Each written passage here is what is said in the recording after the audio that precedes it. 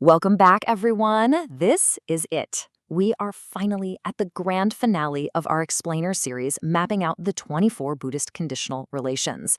I am just absolutely thrilled you're here today because we've officially reached the summit.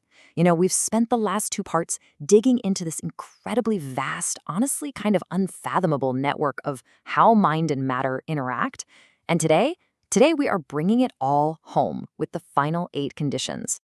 But before we get into the heavy philosophy, I want to ask you something. How does your mind actually steer you? Seriously, think about it for a second.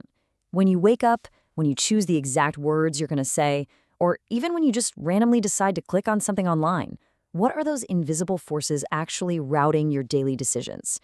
It usually feels like you're just acting on your own, right? But beneath the surface, there's this highly sophisticated operating system at work. So, to conquer this final set of dense poly rules, we're going to chunk them into easy thematic vibes. First, we'll look at the final 8 conditions overall, then focus and the sat-nav. After that, blending in versus standing out. And we'll wrap up with the logic of existence. Okay, let's dive right into this with Section 1, the final 8 conditions. Which brings us to our first major theme. Focus and the sat-nav. Now, these final 8 conditions really round out the whole Patananaya. They wrap up this ultimate guide to how mental and material phenomena arise, interact, and eventually just fade away. Conditions 17 and 18 are what I like to call the forces of grasping and guiding. These operate directly inside your head to lock onto reality and steer your life.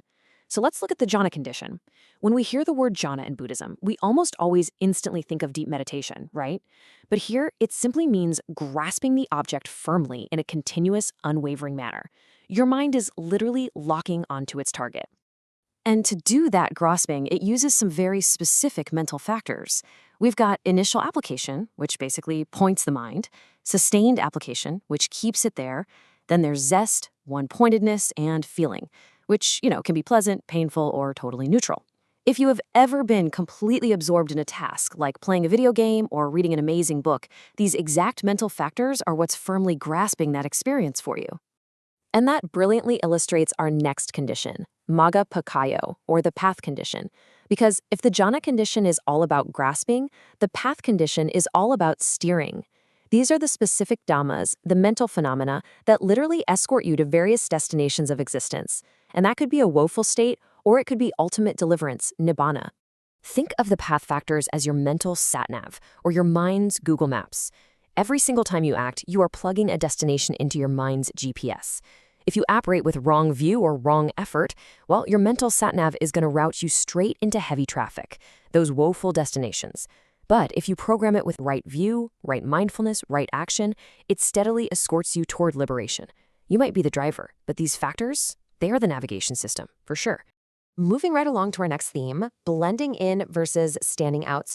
It is absolutely brilliant how this ancient philosophy breaks down not just how we navigate, but how our mental elements either mix perfectly together or stay completely distinct. We have this really fantastic contrast here. Association, or sampayutta, versus dissociation, or vipayutta.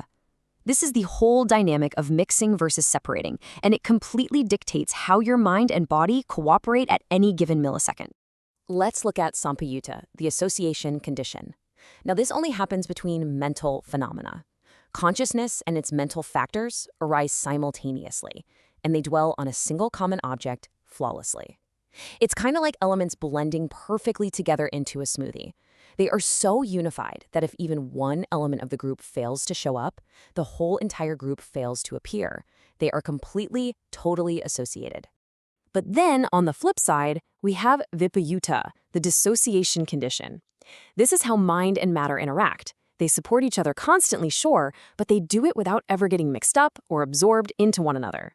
To put it in slightly more modern terms, mind and matter are basically the ultimate squad, but they stay firmly in their own lanes. They support each other perfectly, but matter absolutely does not become mind, and mind doesn't become matter. All right, let's shift gears to our final section, the logic of existence. These final 4 conditions, numbers 21 through 24, they deal with the heavy existential logic of being, fading, and really just the bare mechanics of reality itself. First up, in this final existential bracket, we have presence versus absence, athi and nathi. Now, it's pretty obvious to us that existence requires support from things that are currently here, right? That's the presence condition. The earth supports the trees because it is present. But what's incredibly profound to think about is the absence condition. Existence actually requires support from what has just left the building. I want you to just take a second and soak in this beautiful analogy straight from the source text. When the sun sets in the western horizon, darkness gradually creeps in. The setting of the sun creates the environment for the night. It's almost poetic, isn't it? But it perfectly explains the absence condition. Mental states that come into being and then cease provide the necessary room for the arising of completely new mental states. The previous thought literally must become absent to support the birth of your current thought.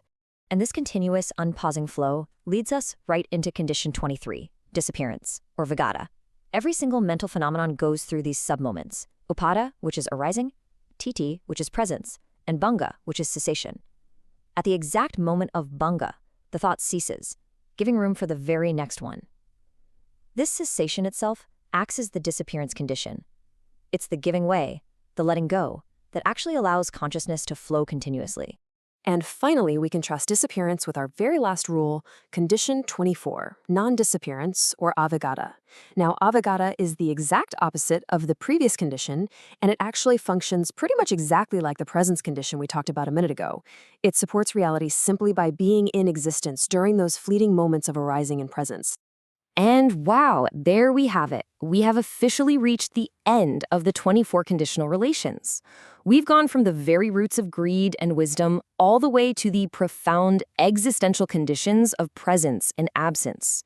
We've fully mapped this vast interlocking mental framework that dictates, well, literally everything we experience and do. So I want to leave you with a final thought to take into the rest of your day. We know now that in every single moment, your mind is being grasped by jhana factors and steered by path factors. It is constantly arising, fading, and supporting your reality. So ask yourself, what mental sat-nav are you following today? Are you plugging in the coordinates for right view and right mindfulness, or are you just letting old habits drive? You've got the map now. The rest is entirely up to you. Thank you so much for joining me on this incredible journey through the mind, and I absolutely cannot wait to explore our next topic with you.